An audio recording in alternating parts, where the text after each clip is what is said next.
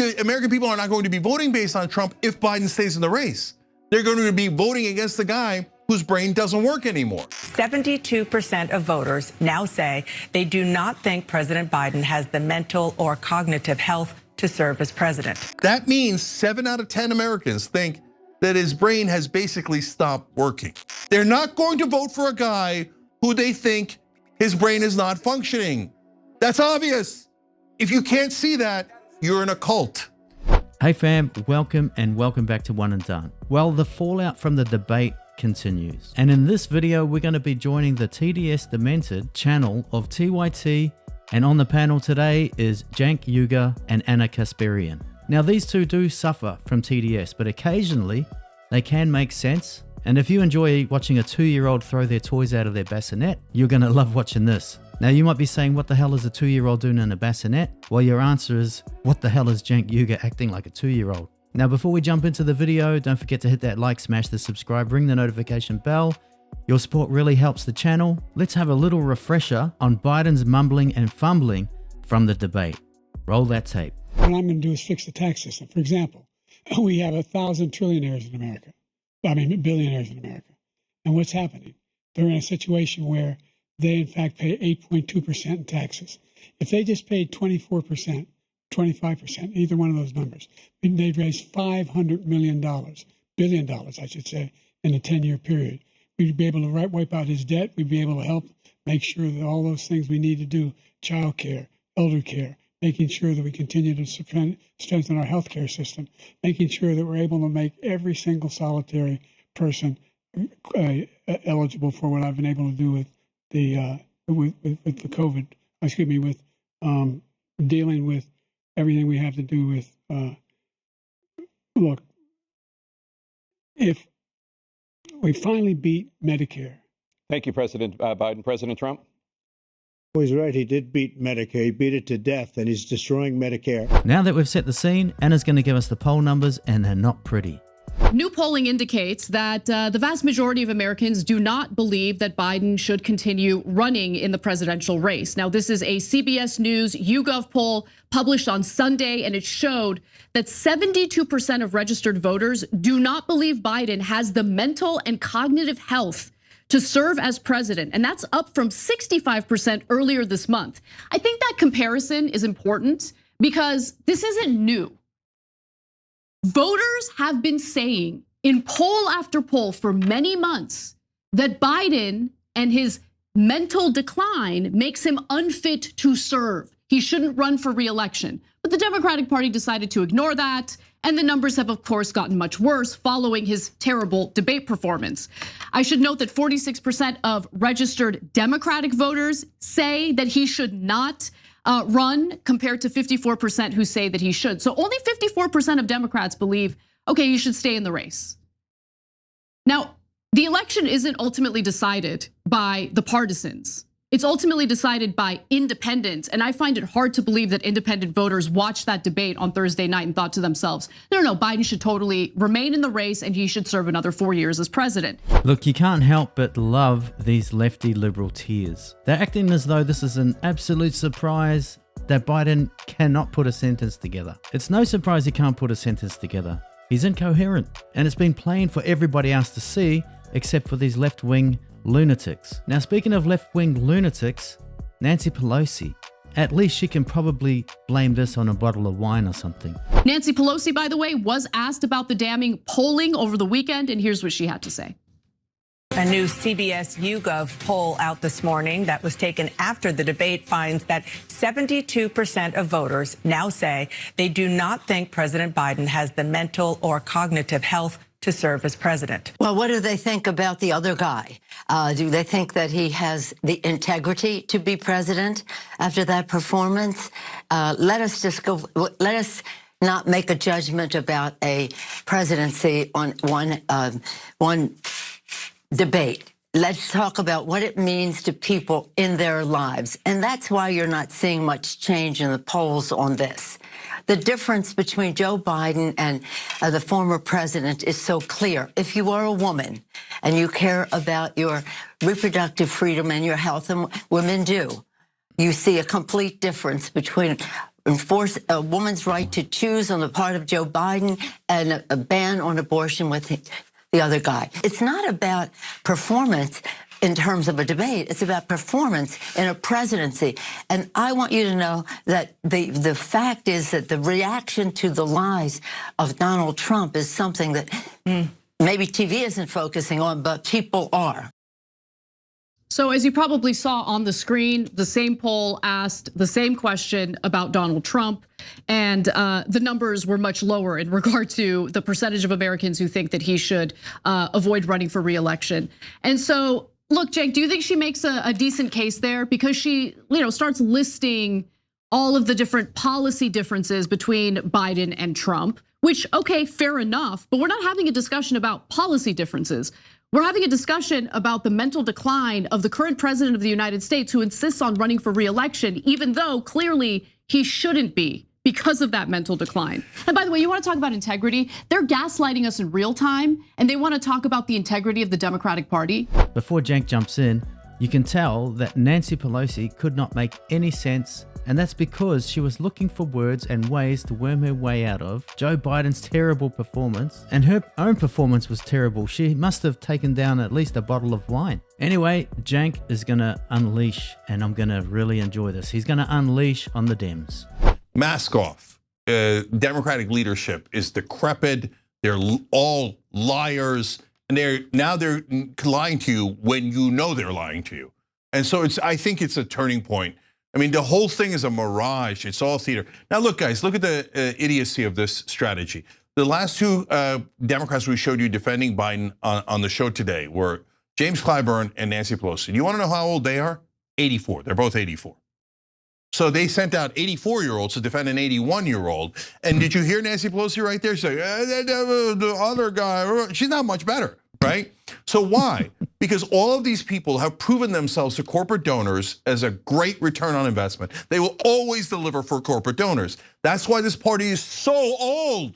Next thing you know, they're going to bring out Dianne Feinstein to tell you that Joe Biden's fine. Now, Cenk is actually quite funny. He's like a 2-year-old throwing a tantrum, throwing his toys out of the cot. Now he's coming to say that, yeah, the Democrats are liars.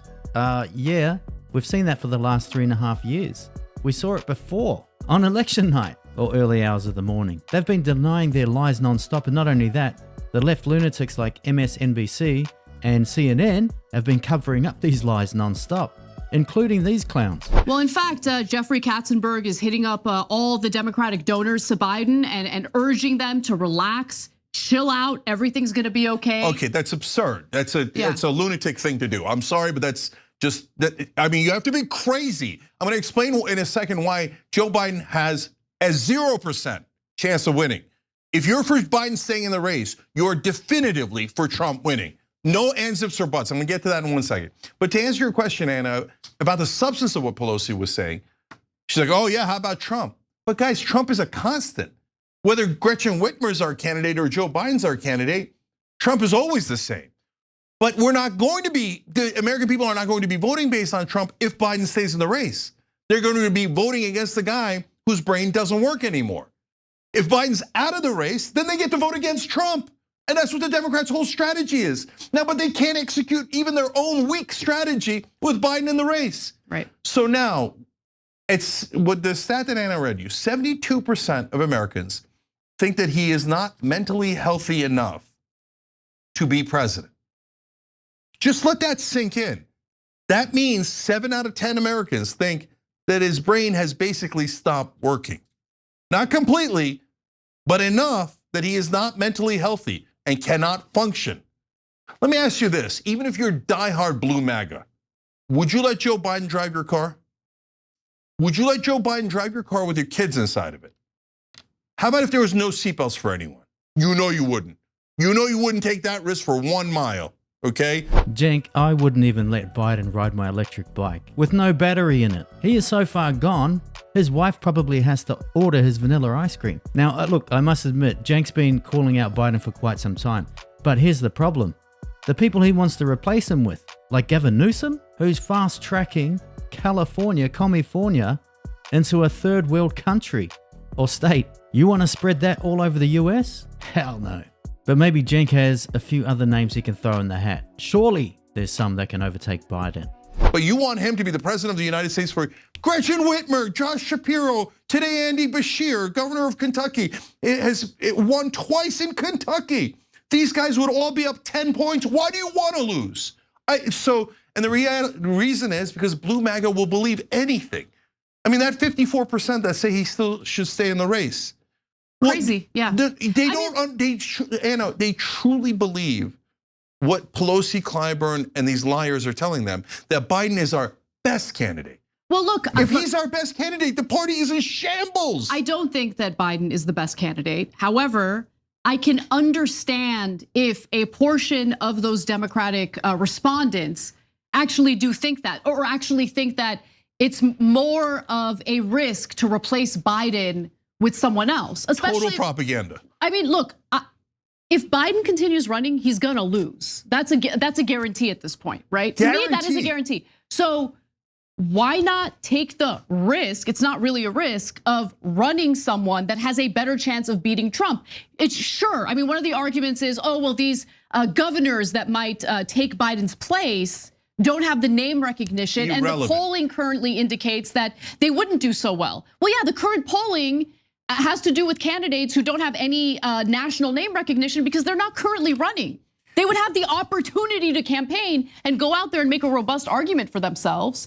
But the DNC and the Democratic establishment is not allowing that to happen in order to protect Biden's precious ego. That is because the Democratic Party is not democratic. They didn't have a primary. Biden wasn't challenged. This would have been shown up. This would have been shown up in debates. He would have got hammered. They would have had time to put someone else in there, someone more suitable, someone that could stand up to the rigor, someone that could be interviewed and questioned. Biden can't even be questioned or interviewed. He's got to have all these softball questions like what flavor ice cream do you like? Not what have you done to try and stop this Ukraine war? Have you got Putin on the phone? Have you tried to negotiate an end, a peace deal? Same thing in Israel. And hell, he gets Israel mixed up with Mexico. But that doesn't surprise me because I've seen him. I've seen him in action or inaction. His puppet masters at the back there are pulling the strings. And this guy doesn't have a clue because they'll go, hey, come over here, Joe. We got your flavored colored ice cream here. Now, the guy that's used to taking millions of dollars in bribes is now getting bribed by an ice cream cone. And everyone on the left is acting surprised. An alleged legacy of a two-term president, which, by the way, as things are going right now, he's not gonna get. He's not gonna be a two-term president. So guys, let me break that down super quick for you. So number one, if Biden steps down, you have a very normal convention where you have the delegates pick one of the nominees. They fight it out like they would normally in a convention, and guess what? The strongest one will win. And then you'll have someone who's already battle tested. And on top of that, you'll get hundreds of millions of dollars in free media. Well, how about Biden's money? No problem. He can give it to a super PAC, and that super PAC can give it to any candidate. Exactly. So all of this talk of like, it'll be a mess if Biden is not the candidate. Mess how? In terms of drawing more attention to the Democratic Party and its politicians and its policies? That's a giant upside. That's not a downside. Oh, well, it'll seem chaotic. So what? Is politics supposed to be beautiful and pretty? I mean, if they go to a convention and they're making the case for, hey, my Democratic policies are better than your Democratic policies, we win because all they're hearing is two good Democratic policies, if you believe in the Democratic Party. If you say our policies suck, I don't want anybody to find them, okay, you're gonna lose anyway, right? Well, I think Cenk unintentionally hit the nail on the head. Democratic policies suck. They're terrible. And the reason I know they're terrible is because I can see and I can hear. I'm coherent. Where do you want to start? Wars, border, inflation, cost of living. It's a mess, it's a disaster. But they continue to gaslight. They continue to gaslight everybody. And only people with common sense and without TDS could see this unfolding before us. The cope has been ridiculous. So here's what people need to understand. A lot of Blue MAGA thinks, I love Joe Biden, so I'm sure he's going to win.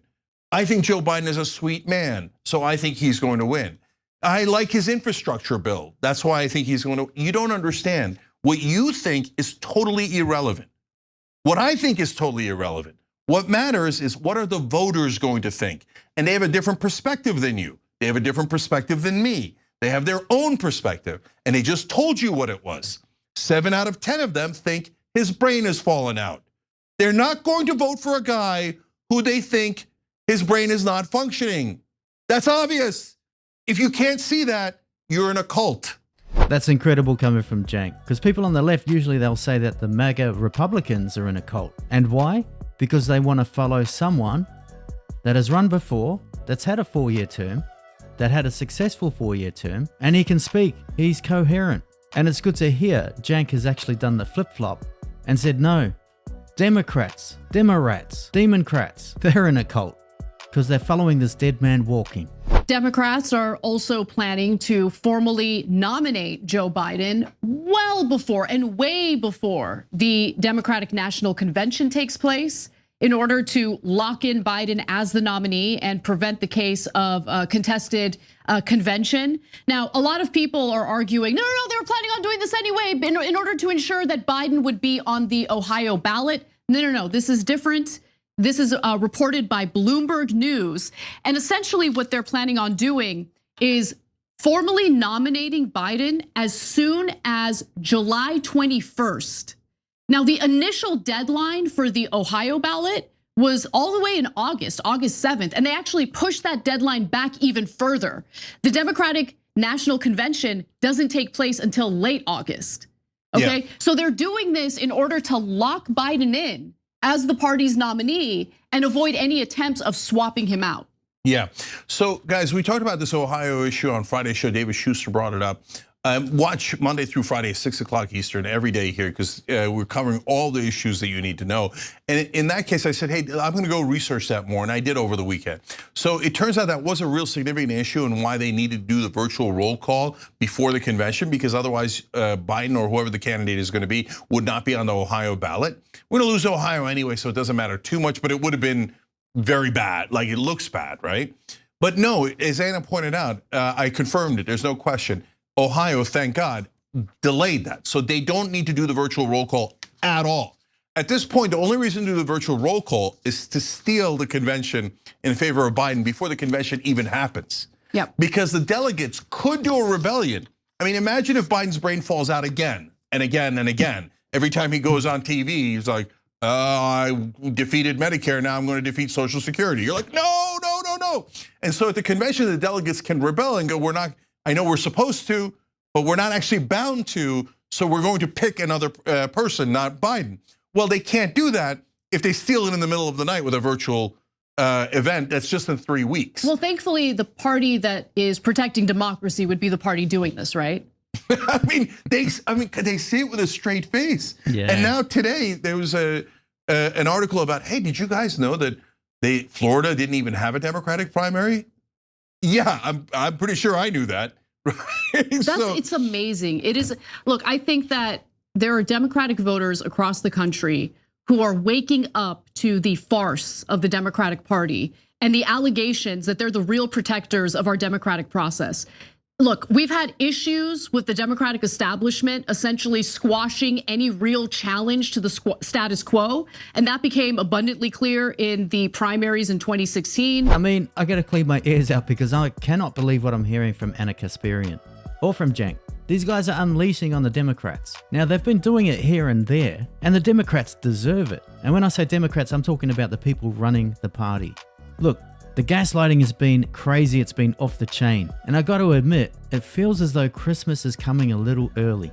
But look, don't count your chickens before they hatch. Don't just assume that they aren't gonna do other nefarious things behind the scenes. The lawfare hasn't worked, so what are they gonna do next? They are running out of options. Weekend at Bernie's is still stumbling, fumbling, and mumbling his way around the place. But now more and more people are waking up to the reality of what's going on.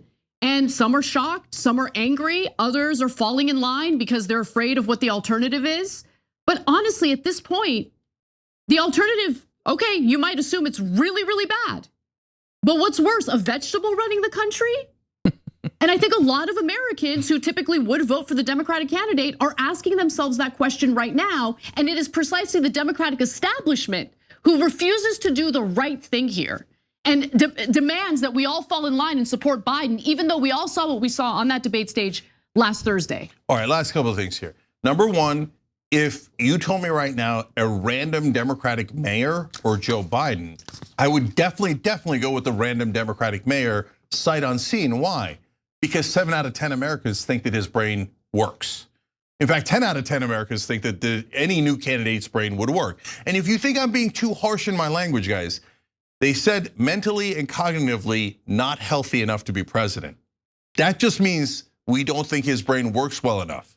Period. That's literally what it means, even though it's super uncomfortable to say. You have to be honest with yourself. So now, thank you to Jamie Raskin, who said, come on, guys, of course we're talking about it behind the scenes, about what we can do. He's the only Democrat that's acknowledged that. And people are like, oh, you shouldn't even acknowledge that. You should lie to the Americans and tell them that you're not even considering it because you're a moron.